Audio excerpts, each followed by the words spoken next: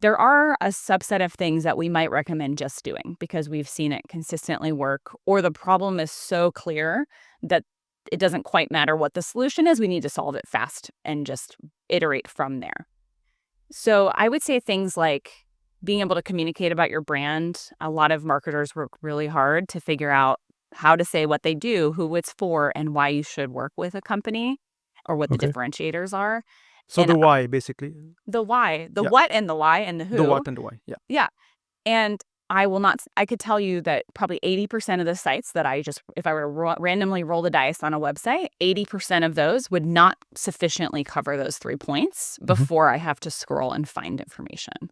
Okay. And so that's low-hanging. Like, it's a low-hanging opportunity for every business to just make sure they get that right and get it above the fold and don't make their visitors work for it.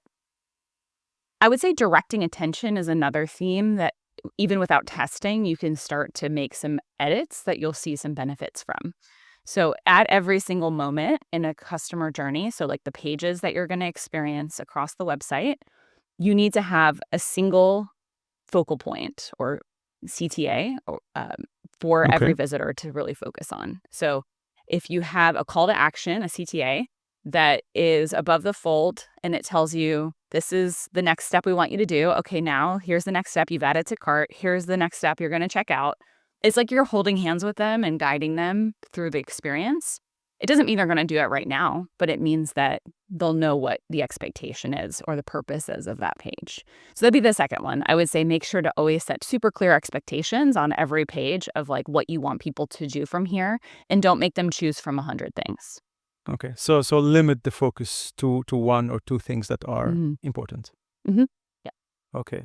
And when it comes to, for example, things like I don't know, long forms to fill, or some sites require you to create an account before then you are able to process any purchase. Like, are these things also tested in the world of A/B testing and CRO?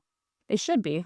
Should be. Not always, yeah. Not always, okay. Yeah, but companies who are doing CRO should be doing, everybody should be doing CRO, and if you have forms, you should be testing them because it does matter.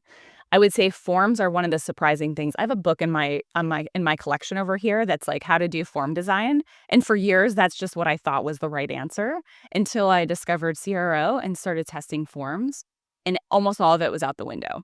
There are some good things, like you should label all the fields, but the Is order shorter of... always better? Like, is No, short? it's not. Ah, okay, because this is my intuition, right? Exactly. That's okay. One of the things where the other one that the intuition is often off for folks, was off for me, was like when you go to a website and the first thing you see is that sign up for our email list to get 10% off. People think that's annoying to people.